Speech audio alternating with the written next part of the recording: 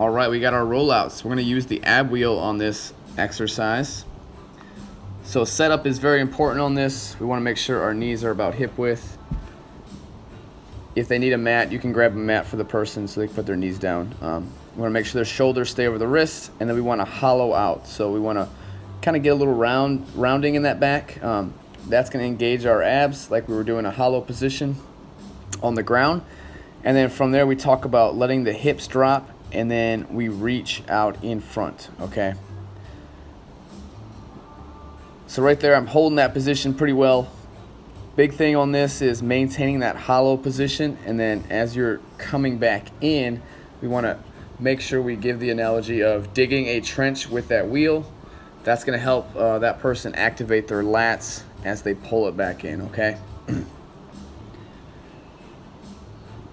So a couple things we see wrong on this is not letting the hips fall. So they'll roll out just with their arms, and we don't see any movement from the hips. So we want to be able to see the hips fall towards the floor, okay?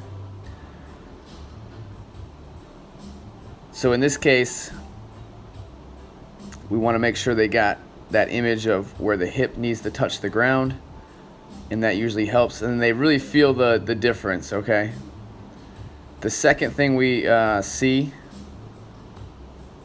as an error is letting that low back sag.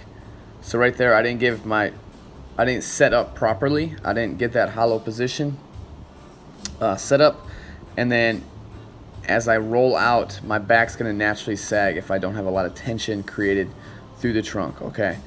So in that, we just wanna make sure we coach them up on the setup, get them to fall out, let their hips go with them, and then they always just get to where they can. If they can't get all the way, that's all right. They just work towards it, okay?